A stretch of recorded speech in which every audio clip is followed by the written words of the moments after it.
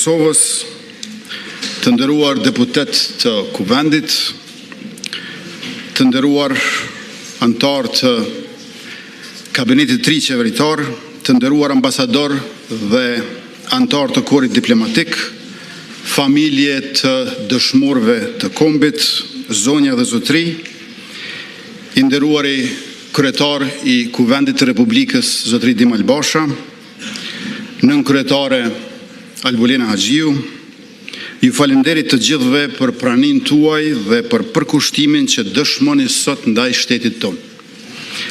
Sot mbi 6 muaj që prej thirrjes së seancës konstituive me 15 prill, më në fund kemi kuvend të konstituar dhe kemi arritur në pikën e formimit të qeverisë si materializim i rezultatit të zgjedhjeve të 9 shkurtit si vjet.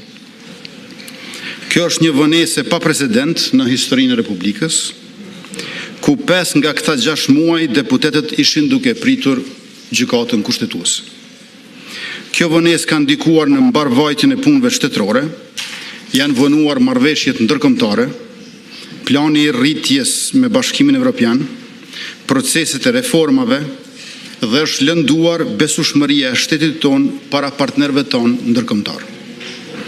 Në këto 6 muaj, përpjekjet për ndërtimin e një shumice qeverisëse nuk dhanë rezultat. Përkundër tentimeve tona të disa hershme e shtërrues. Asnjëra nga partitë parlamentare, të cilave u bëm ftesë, nuk ka pranuar të hyjë në marrëveshje për bashkëqeverisje, megjithse vota e qytetarit kësaj radhe kishte përcaktuar që duhej të kishte një koalicion qeverisë. Po të pranohej oferta jonë për bashkëpunim, sot do të kishim mundësinë të jepnim vendit edhe qeverinë e re të koalicionit, por do të kishim edhe numrat e nevojshëm për të tejkaluar sfidën e zgjedhjes së presidentit, sfidë kjo e cila na pret pas 4 muajsh. Sidoqoftë, si pasojë e mosgatishmërisë nga partitë tjera parlamentare që të morrin përgjegjësinë që u ka deleguar qytetari me votë, sot ndodhemi përpara një situate ku qeveria e re propozohet për votim jo si produkt i një koalicioni politik, por si një akt i shërbimit ndaj vendit. Ky votim sot nuk është thjesht formalitet politik, por përgjegjësi shtetërore. Pa votimin e qeverisë së re, Republika rrezikon të shkojë në zgjedhje të reja, pa shumë institucione funksionale dhe pa buxhet të miratuar për vitin ardhshëm. Kjo do të nënkuptonte rrezikim të pagave për shërbyesit publik, pensioneve, shtesave për fëmijë, asistencës sociale, furnizimit me barna, funksionimin e organeve të rendit dhe të sigurisë, por edhe të shumë projekteve kapitale që janë në proces e sipër. Një vend pa buxhet është një vend që nuk mund të ecë përpara. Në mungesë të një kuvendi funksional, gjatë këtyre muajve janë edhe 33 agjenci dhe institucionet pavarura shtetërore që kanë mbetur pa mbikëqyrje institucionale. Kjo ka krijuar vakum drejtues, vonesa në vendimarrje dhe rrezik në zbatimin e politikave publike. Ngjajshëm çdo ditë pa qeveri me kompetenca të plota është një ditë humbje për zhvillimin, për qytetarin dhe për shtetin. Për më tepër, përderisa nuk votohet qeveria e re, kjo nënkupton zgjatje e mandatit të qeverisë në detyrë. Pra qeveri do të ketë, vetëm se deputetët e kanë të pamundur ta mbikëqyrin dhe të kërkojnë llogari nga një qeveri në detyrë, të cilën nuk e kanë votuar si legjislaturë e re. Sot nuk jemi këtu për të ndarë pushtet, megjithse kemi pasur ofertë sinqertë për partitë tjera për bashkëqeverisje, por jemi këtu për ta vënë pushtetin në shërbim të qytetarëve pa dallim dhe të Republikës sonë të përbashkët. Prandaj ftoj secilin deputet Kuvendit që sot kur qeveria të hidhet në votim, të votoj jo thjesht për interes partijak, por për interesin publik e shtetëror që të japim vendit qeverinë e re të prodhuar nga rezultati zgjedhor i 9 shkurtit dhe të mundsojmë institucioneve vijimësi duke votuar buxhetin e vitit ardhshëm. Me të marrë besimin tuaj të nderuar deputet, 5 vendimet e para që do t'i marrim si qeveri që në javën e parë do të jenë: miratimi i projekt ligjit buxhetit për vitin 2026, Vendimi për caktimin e pensionit minimal në vlerë prej 150 euro që prek rreth 200.000 pensionist. Vendimi për rritjen e shtesave për fëmijë me 50% mbi nivelin aktual që prek rreth 400.000 fëmijë. Vendimi për rritjen e pagës minimale në 500 euro që prek një pjesë të madhe të punëtorëve në sektorin privat, gjithashtu prek edhe të rinj që janë angazhuar përmes platformës Superpuna, si dhe gratë lehona të cilat përfitojnë nga shtesat, dhe miratimi i ndryshimit të plotësimit të ligjit që mundëson heqjen e kufizimit të punësimit në sektorin privat për veteranët e ushtrisë shqiptare të Kosovës që janë përfitues të benefitit të veteranit. Janë edhe një sër marrëveshjesh ndërkombëtare që janë pritje, përfshirë edhe planin e rritjes të Bashkimit Evropian, e që do të jenë prioriteti ynë si qeveri që t'i sjellim sa më parë në kuvend dhe shpresoj që edhe ju, deputet të nderuar, do të keni vullnetin që t'i mbështesni me votën tuaj. 4 vitet e fundit kemi ndërtuar me krejt çfarë kemi ditur e mundur themelet e një Kosove më të drejtë, më të fortë dhe më gjithëpërfshirëse. Kemi pasur rritjen ekonomike më të lartë në rajon përkundër sfidave globale, me një rritje mesatare prej 6% duke mos rënë asnjë vit nën 4%. Sfidën e inflacionit që ka goditur të gjithë kemi arritur ta menaxhojmë me politika mbështetëse për qytetarin dhe jemi vendi me shkallën më të ulët të inflacionit në rajon në këto 4 vite pas Shqipërisë. Kemi shtuar punësimin nga 350.000 të punësuar në 430.000 të punësuar dhe kemi rritur edhe të ardhurat e familjes duke rritur pagën minimale, pensionet, shtesat për fëmijë, por edhe pagat në sektorin publik. Kemi bërë shumë punë të mira, por kemi edhe shumë punë të tjera të cilat na presin. Kemi liberalizuar vizat në zonën Schengen dhe tani pasaporta jonë e shtetit tonë të përbashkët është më e fortë se kurrë. Kemi përmirësuar imazhin e vendit duke u ranguar në top lista për siguri dhe rend, siç ishte ajo e Institutit Gallup, dhe kemi siguruar edhe vlerësimin kreditor sovran, 2B- që nuk është keq për fillim, gjë që na hap dyert të reja për investimet të huaja direkte. Rritja ekonomike po vazhdon, megjithse kemi qenë qeverinë detyrë. Në 3 mujorin e dytë ishte 4.58% të brutoproduktit vendor, dukshëm më e larta në rajon, dhe kjo për ata që shpesh e kontestojnë, është shkalla e rritjes reale, pra pasi që të hiqet inflacioni. Llogaritja e rritjes për 3 mujorin e tretë publikohet në dhjetor, e që gjithashtu pres të jetë më mirë se i gjithë rajoni, sepse këtë e konfirmojnë edhe Fondi Monetar Ndërkombëtar dhe Banka Botërore. Është në dorën tuaj të nderuar deputet, që të na mundsoni që të vazhdojmë punët e mira për vendin. Normalisht që për gjitha veprimet, punë dhe arritjet e qeverisë, edhe mund të kemi mos pajtime. Por kjo është vlera e demokracisë. Demokracia ka zëra të ndryshëm, ide të shumta dhe debate të forta. Kjo nuk është dobësi, kjo është fuqi. Mos pajtimet janë thelbi i sistemit demokratik, por ato nuk bën të bëhen pengesë për të vepruar bashkë në çështjet madhore dhe për të ecur përpara si shoqëri dhe si shtet. Ne jemi vendi më demokratik në rajon, një arritje kjo e përbashkët e qytetarëve dhe institucioneve tona dhe të gjitha partive politike në Kosovë. Institucionet tona janë të ndërtuara mbi vullnetin qytetar dhe ky standard duhet të ruhet, të mbrohet dhe zhvillohet.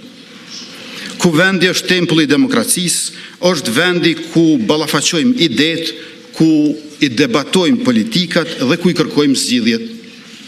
Roli i kuvendit në mbikëqyrjen e qeverisë duhet të forcohet, jo për ta ndalur qeverinë, por për ta bërë më të përgjegjshme. Andaj pres që të debatojmë zellshëm për dallimet tona politike, por gjithnjë me respekt për njëri tjetrin, për institucionet dhe për vullnetin e qytetarëve. Debat që mbështetet në argumente dhe argumente që mbështeten në fakte. Unë do t'jem përherë i gatshëm, siç kam qenë edhe në këto 4 vite, për diskutime deri në shterrim. 2 debatet e fundit të këtilla ku kam marrë pjesë kanë qenë prezantimi për projekt buxhetin për vitin 2025 me 11 nëntor të vitit kaluar dhe raporti im për qeverisjen 4 vjeçare me 2 dhjetor 2024 me kërkesë të opozitës. Të dyja këto debate kanë qenë shumë orëshe. Bashk duhet të synojmë konsenzus në tema madhore si arsimi dhe shëndetësia, siguria dhe mbrojtja, politika e jashtme dhe ajo e energjisë.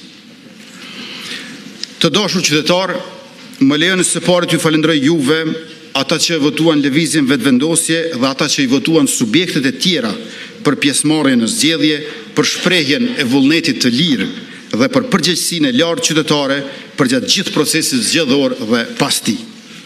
Sot duket si kujtim i largët, por 4 vite më parë, në fjalimin tim inaugurues, Kosova ishte në ethët e pandemisë e ndërkohë u ballafaqua me krizat shumë fishta. Nga pandemia COVID-19, që kishte të kurrur ekonominë dhe rënduar shëndetin publik e spitalet gjithandej, te kriza e energjisë dhe inflacionit e deri te provokimet e shumta, sulmet e shpeshta dhe agresioni i Serbisë.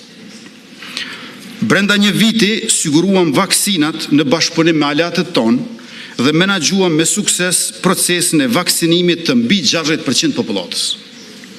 Rikthyem shpresën dhe hapëm ekonominë, e cila u rikthye fuqishëm me një rritje prej mbi 10% në vitin e parë të qeverisjes, ndërkohë që patëm një mesatare vjetore prej 6% përgjatë mandatit 4 vjeçar. Kjo çoi në rritje të brutoproduktit vendor, të buxhetit e në hapje të vendeve të reja të punës.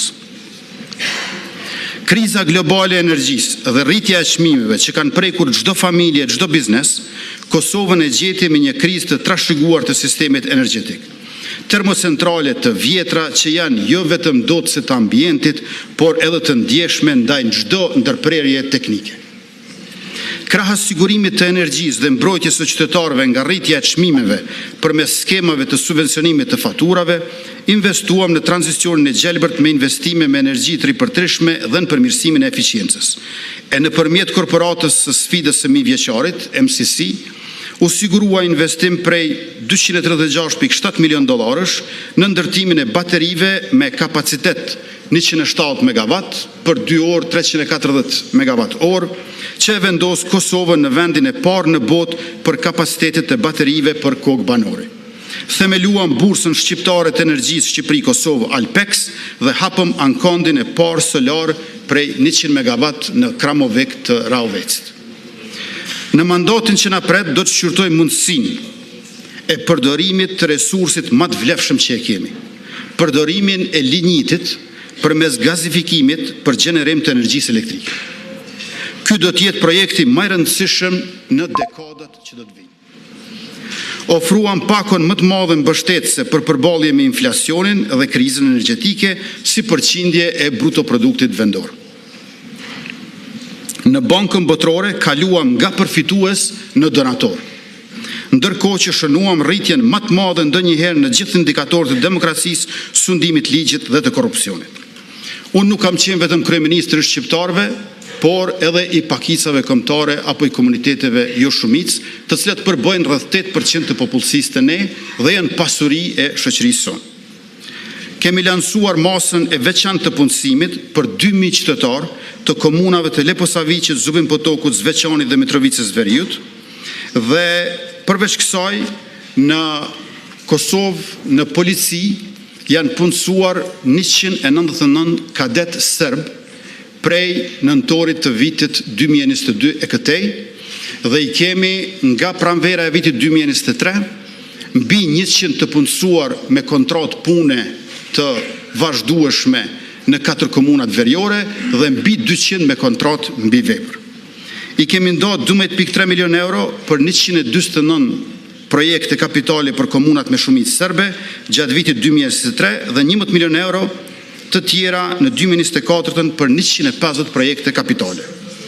Ndam 3.9 milion euro përmes Ministrisë së Mjedisit, Planifikimit hapësinor dhe Infrastrukturës për rrugë në vendet e banuara me komunitetet jo shumicë në Dragash, Graçanis, Istog, Klokot, Mamush, Mitrovice Veriut, Novobërt, Partesh, Prizren, Arniluk dhe Shtërps me një gjatësi totale për 65 kilometrave dhe plus 1.8 milion euro nga Ministria e Kulturës, Rinisë dhe Sportit për shtëpinë e kulturës dhe trinisë në Mamush, si dhe gjysmë milion nga Ministria e Ekonomisë për projektin për ujë të pishëm në fshatra me popullat jo shumis në Rahovec. Në vitin 2023, Ministria e Kulturës, Rinisë dhe Sportit e ka dyfishuar mbështetjen e komuniteteve jo shumic me 88 projekte të përkrahura me më shumë se 400.000 euro, ndërkaq në vitin e kaluar Ministria e njëjtë ka vazhduar mbështetjen për 73 projekte tjera me vlerë prej 367.000 euro. Me bazën e religjore, është mundësuar shpallja e konkurseve për vendet punës vetëm për komunitete jo shumic.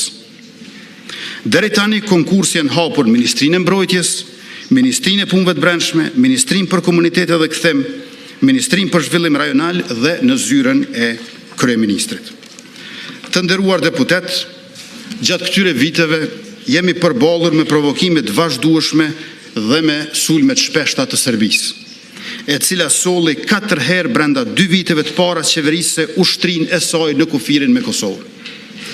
Patëm 2 sulme të mëdha terroriste në banjës të Zveçanit në shtator 2024, që e la të vrarë rreshterin e policisë, heroin e Kosovës Afrim Bunjakun, si dhe në infrastrukturën kritike në kanalin Ibër-Lepens në varag të Zubim Potokut në fund të nëntorit të vitit kaluar. Ndërkohë kishim edhe barrikadat, bojkotimin e institucioneve dhe sulmet ndaj institucioneve të shtetit në veri të vendit, si dhe sulmet ndaj misionit të NATO-s, KFOR-it, policisë së Kosovës dhe gazetarëve nga struktura kriminale të lidhura me Beogradin zyrtar. Por sikur më parë, u trefishua buxheti për forcën e sigurisë Kosovës, u dyfishua numri i ushtarëve